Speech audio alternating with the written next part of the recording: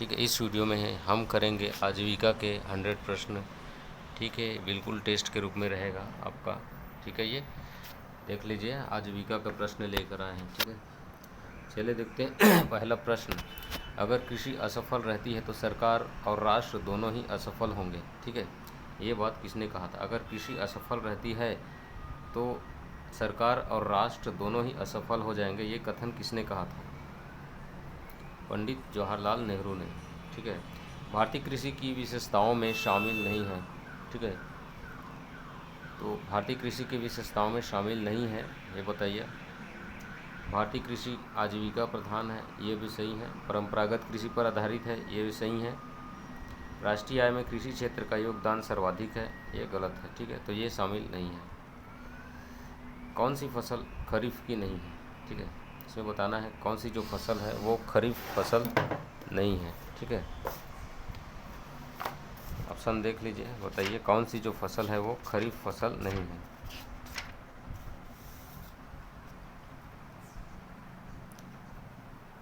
तो देखिए, मूंगफली तो खरीफ ही फसल है, खरीफ फसल में भी आता है मूंगफली। ठीक है, और सोया और उड़द ये भी खरीफ फसल में ही आते हैं। ठीक है, इसमें एक फसल था, ठीक है, वो था जौ। ठीक है, जो फसल है जौ, ठीक है, ये जो जौ फसल है ये फसल खरीफ फसल में नहीं आता, लेकिन ये जौ ऑप्शन में नहीं दिया है। ठीक है, बुक में था लेकिन इसमें आ नहीं पाया। तो मूंगफली, सोयाबीन, उड़द ये सभी खरीफ फसल है, लेकिन जो जौ है ये खरीफ फसल नहीं है।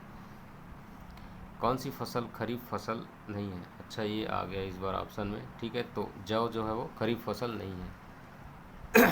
नकदी फसलों का समूह चुनना है। ठीक है, नकदी फसलों का समूह चुनना है जिससे नगद मिलता है डायरेक्ट उसको बेचने पर। ठीक है, तो गन्ना, तंबाकू, अफीम, ठीक है, इनको बेचने पर डायरेक्ट आपको नकदी मिलता है, ये है नकदी फसल, गन्ना, तंबाकू और अफीम।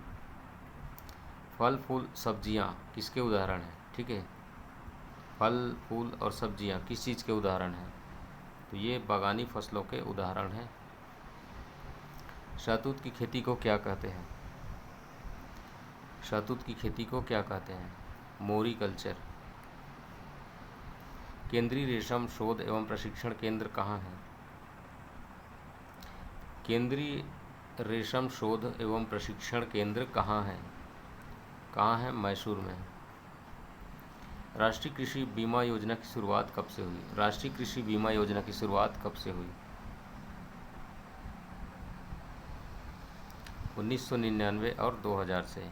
1999 और 2000 में राष्ट्रीय कृषि बीमा योजना की शुरुआत हुई थी। प्रधानमंत्री फसल बीमा योजना के अंतर्गत खरीफ फसल के लिए प्रीमियम दर कितनी है? ठीक है, प्रधानमंत्री फसल बीमा योजना के अंतर्गत में जो खरीफ फसल होता है उसके लिए प्रीमियम दर कितना है? तो 2%। ठीक है, 2% इसके लिए प्रीमियम दर है। विशेष कृषि उपज योजना की शुरुआत किस पंचवर्षीय योजना के द्वारा की गई थी? ठीक है, जो विशेष कृषि उपज योजना है इसके समय कौन सी पंचवर्षीय योजना चल रही थी या किस पंचवर्षीय योजना में किया गया था?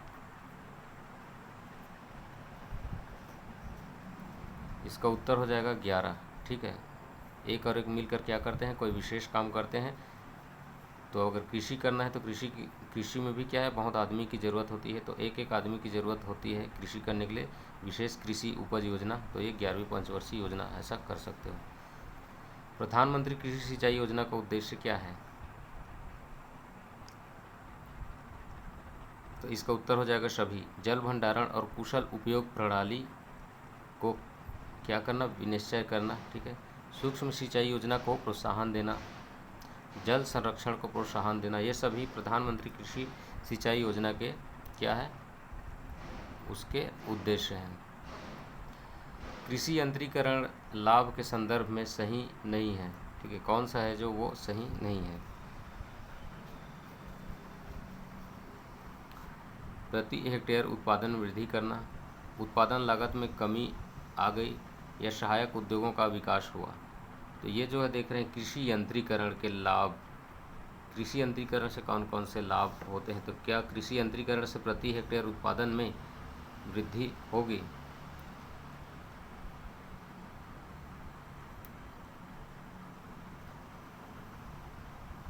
तो इसका उत्तर हो जाएगा उपरोक्त सभी।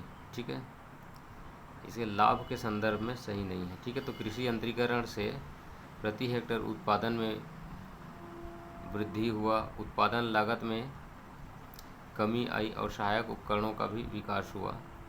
ठीक है, तो ये सभी हुआ। तो कृषि यंत्रीकरण के लाभ के संदर्भ में क्या है, ये सही होने चाहिए, लेकिन यहाँ पे सही नहीं है बोला है। कृषि यंत्रीकरण से तो लाभ होता है, प्रति हेक्टेयर उत्पादन में वृद्धि।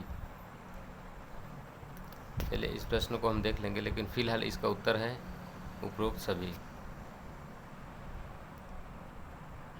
यहाँ पे है यंत्रीकरण, कृषि यंत्रीकरण योजना में हस्तचालित कृषि यंत्र में कितना अनुदान दिया जाता है? ठीक है, कृषि यंत्रीकरण जो योजना है उसमें हस्तचालित कृषि यंत्र में कितना अनुदान दिया जाता है?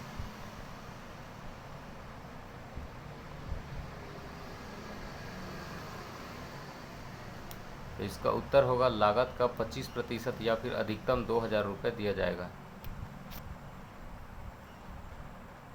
विश्व में शीर्ष कृषि योग्य भूमि धारक राष्ट्र कौन सा है?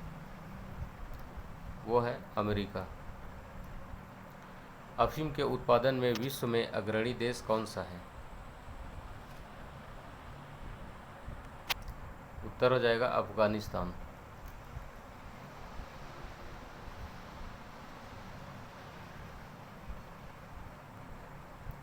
मक्का में वाइट बड रोग किसकी कमी से होता है? मक्का जो होता है उसमें जो रोग होता है वाइट बड रोग, ये किसकी कमी से होता है? ये होता है जिंक की कमी से। अब देखिए इसके लिए ट्रिक है, मक्का को बनाया मकड़ी। मकड़ी क्या होता है, जंक वाली जगह पे रहती है या जाले बना कर रहती है। तो मक्का और वाइट बड रोग जो होता है वो किस में कमी से होता है? जिंक की कमी से है, वाइट बग। तो मकड़ी क्या करती है कि ये सादा सादा जाला बना के रखती है, तो वाइट बग ऐसे करके इसको याद रख सकते हो। तंबाकू की जो पत्तियां होती है उसको सुखाने की प्रक्रिया को क्या नाम दिया जाता है? उसको बोला जाता है क्यूरिंग। क्या बोला जाता है? क्यूरिंग। किसान समृद्धि योजना से संबंधित कृषक है। ठीक है, किसान समृद्धि योजना से कौन से जो कृषक हैं वो संबंधित है? तो इसमें सभी श्रेणी के कृषकों को शामिल किया जाता है। इसमें किसान समृद्धि योजना में सभी श्रेणी के कृषक शामिल होंगे। यहाँ पे क्या करना है? मिलान करना है। ठीक है,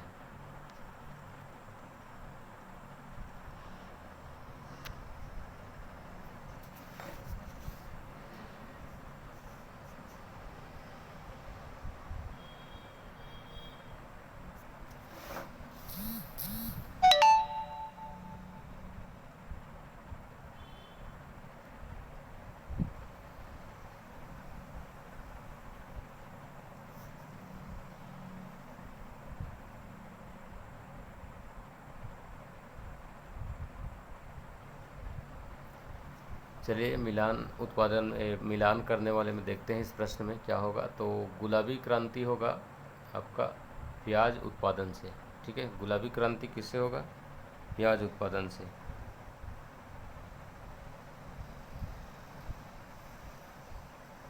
उसके बाद होगा पीली क्रांति। पीली क्रांति होगा तिलहन उत्पादन से। रजत क्रांति होगा अंडा उत्पादन से। और गोल गोल क्या होता है? आलू। तो ये आलू उत्पादन से संबंधित होगा। खलिहान अग्नि दुर्घटना बीमा योजना अंतर्गत अधिकतम कितनी क्षतिपूर्ति दी जाती है?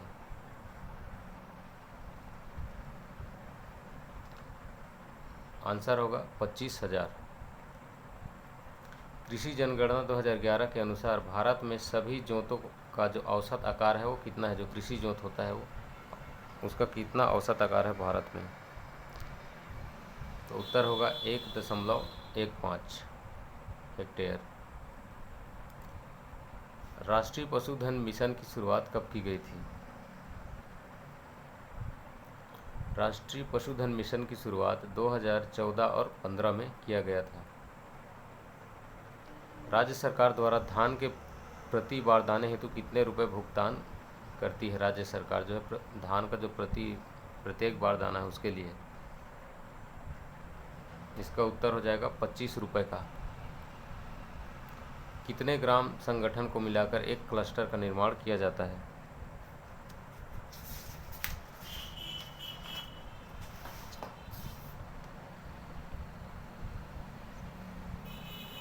इसका उत्तर होगा 20 से 25।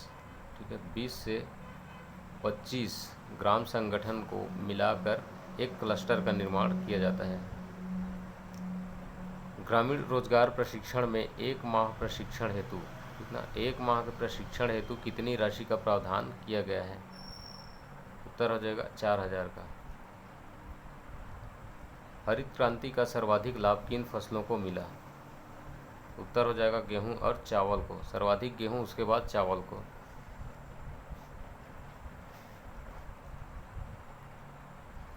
हरित क्रांति के उद्देश्य क्या थे?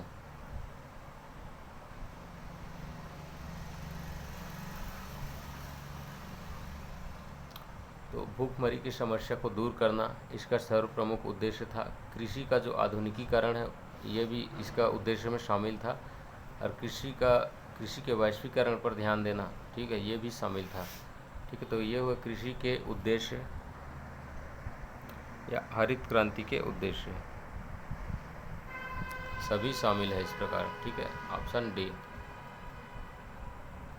हरित क्रांति के मूल तत्वों में कौन सा शामिल नहीं है? कृषि क्षेत्र का विस्तार करना, ये तो सही है। दोहरी फसल प्रणाली, दोहरी फसल प्रणाली,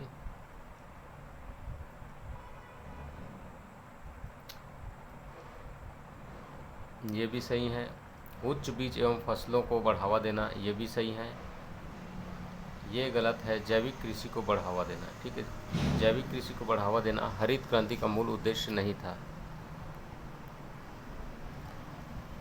किस वर्ष कृषि उन्नति योजना की शुरुआत हुई? किस वर्ष कृषि उन्नति योजना की शुरुआत हुई? सन 2005 से कृषि उन्नति योजना चालू है।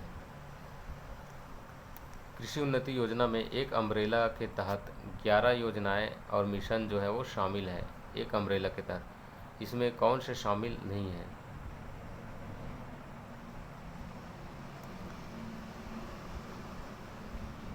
तो इसमें यह शामिल नहीं है बी, कृषि अनुसंधान और जो विकास संगठन, ऐसा कोई योजना इसमें शामिल नहीं। जबकि एकीकृत बागवानी मिशन शामिल है, कृषि मशीनीकरण पर उप मिशन शामिल है, कृषि विपणन पर एकीकृत योजना, ये सभी शामिल है।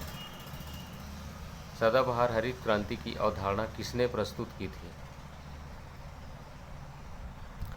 सदाबहार हरित क्रांति की अवधारणा किसने प्रस्तुत की थी?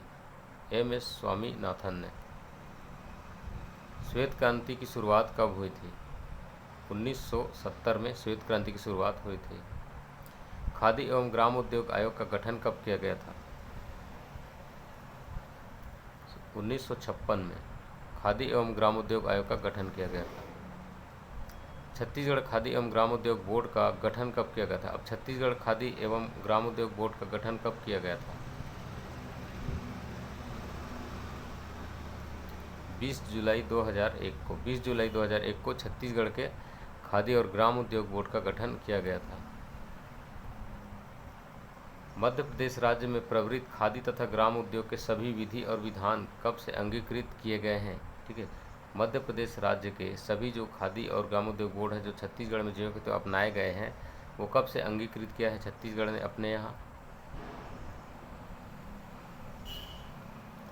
इसका उत्तर हो जाएगा नवंबर 2000 से। ठीक है, नवंबर में 2000 से। देश में कुल कितने शबरी एम्पोरियम का संचालन किया जा रहा है?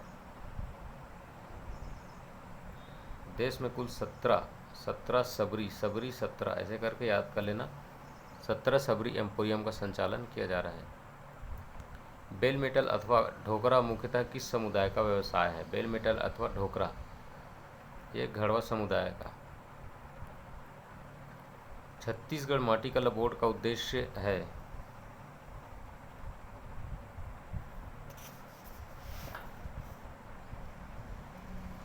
इसका उद्देश्य है माटी शिल्पियों का सर्वांगीण विकास करना। ठीक है, माटी शिल्पियों का सर्वांगीण विकास करना। ना कि उर्वरता में वृद्धि करना, ना कि मृदा अपरदन, ये संबंधित नहीं है। ये माटी कला बोर्ड है जो है छत्तीसगढ़ के माटी शिल्पियों के सर्वांगीण विकास से संबंधित है।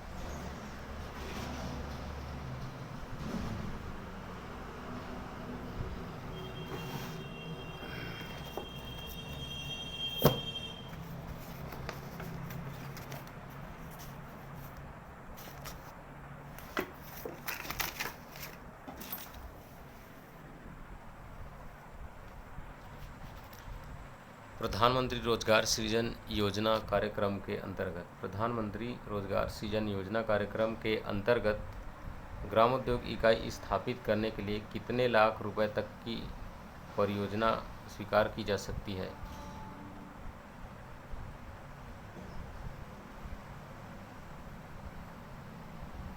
तो इसका उत्तर होगा 25 लाख रुपए तक की परियोजना स्वीकार की जा सकती है।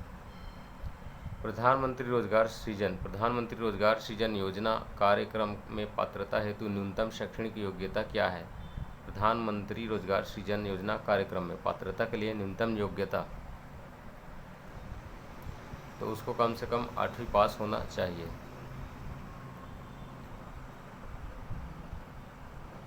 मार्जिन मनी योजना के अंतर्गत अनुसूचित जाति और जनजाति वर्ग के उद्यमियों को अधिकतम कितनी राशि स्वीकृत की जाती है? मार्जिन मनी योजना के अंतर्गत अनुसूचित जाति जनजाति वर्ग के उद्यमियों को कितनी अधिकतम राशि स्वीकृत की जाती है? तो अधिकतम उन्हें 40 लाख रुपए स्वीकृत किया जाता है।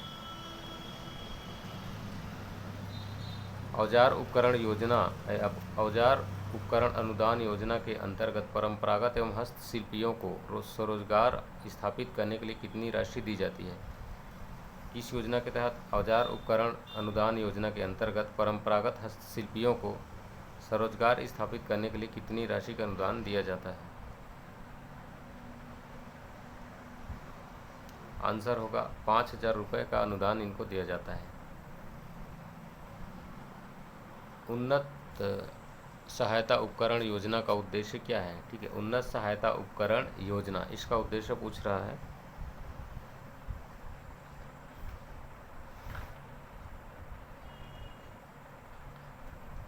इसका उत्तर हो जाएगा बुनकरों को परंपरागत करघों के स्थान पर उन्नत करघे देना, उन्नत उपकरण सहायक उपकरण क्या करना, उपलब्ध कराना। महात्मा गांधी बुनकर बीमा योजना में, ठीक है, महात्मा गांधी बुनकर बीमा योजना में वार्षिक प्रीमियम की दर कितनी है? इसमें उत्तर होगा आपका 80 रुपये। ठीक है, 80 रुपये। महात्मा गांधी बुनकर बीमा योजना में वार्षिक प्रीमियम की दर है 80 रुपये। ग्रामीण शाख के अंतर्गत मध्यकालीन ऋण की समय अवधि कितनी है? ठीक है, जो मध्यकालीन ऋण है ग्रामीण शाख के अंतर्गत उसकी समय अवधि को पूछ रहा है।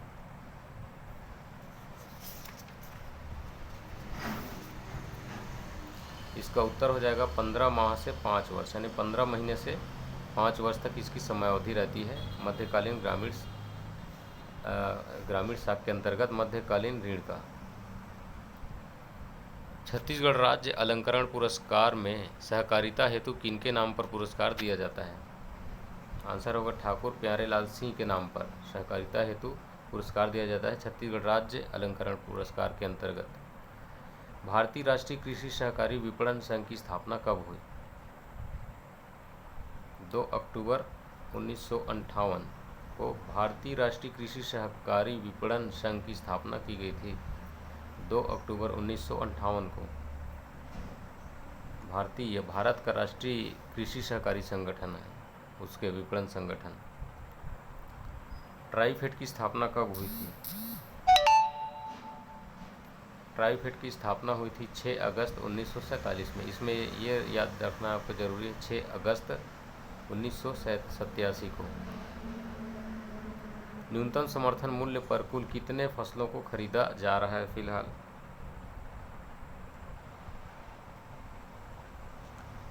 आंसर होगा 25 फसलों को। ठीक है, अभी 25 फसलों को खरीदा जा रहा है न्यूनतम समर्थन मूल्य पर। गेहूं का न्यूनतम समर्थन मूल्य कितना है?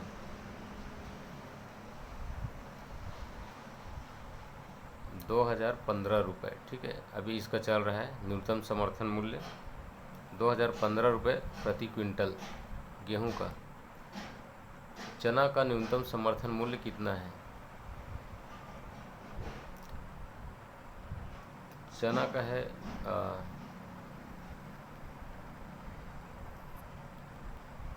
चना का है 5230 रुपये प्रति क्विंटल, ठीक है। चना का 5230 रुपये प्रति क्विंटल चल रहा है, यानी कि आंसर हो जाएगा सी। प्रदेश में 40.10 लाख परिवार कृषक हैं, ठीक है। इसमें कितने प्रतिशत किसान लघु एवं सीमांत कृषक की श्रेणी में आते हैं? इसका उत्तर हो जाएगा 82%। इस राज्य के 5 पूर्ण जैविक जिले कौन कौन से हैं? यह 5 पूर्ण जैविक जिलों के अंतर्गत कौन सा शामिल है, कौन सा शामिल नहीं है? यहाँ पूछ रहे कौन सा शामिल नहीं है। इसमें धमतरी जो है वो शामिल नहीं है, ठीक है। बाकी गरियाबंद शामिल है, बस्तर का दंतेवाड़ा और ये बस्तर का ही नारायणपुर, ठीक है। बस्तर का 2 जिले नारायणपुर दंतेवाड़ा और एक जो गरियाबंद है, ठीक है, ये शामिल है तीनों, लेकिन धमतरी इसमें शामिल नहीं है पूर्ण जैविक जिले के अंतर्गत। ई शक्ति योजना का उद्देश्य क्या है? इसका उद्देश्य है स्वयं सहायता समूहों का डिजिटलाइजेशन करना। नाबार्ड द्वारा संचालित बाड़ी परियोजना का उद्देश्य क्या है? तो इसका उद्देश्य है आजीविका के साधन उपलब्ध कराना, ठीक है। क्या कराना? आजीविका के राज्य के आदिवासी परिवारों को टिकाऊ आजीविका के साधन उपलब्ध कराना इसका उद्देश्य है। नाबार्ड द्वारा राज्य के 21 जिलों में कुल खाली स्थान बाड़ी परियोजनाएं स्वीकृत की गई हैं।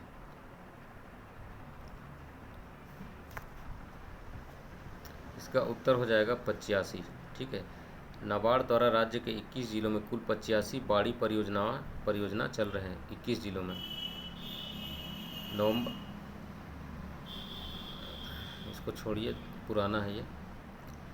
किस जिला केंद्रीय सहकारी बैंक की शाखाएं सर्वाधिक है छत्तीसगढ़ में? वो रायपुर जिले का।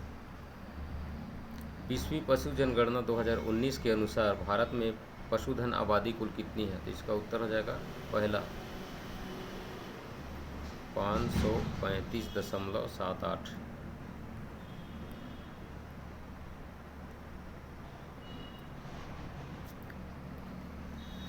20वीं पशु जनगणना 2019 में 19वीं पशु जनगणना 2012 की तुलना में कितने प्रतिशत की वृद्धि हुई है?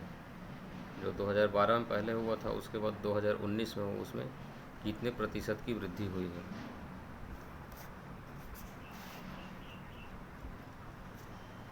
इसका उत्तर हो जाएगा 6.0%, 6.04%।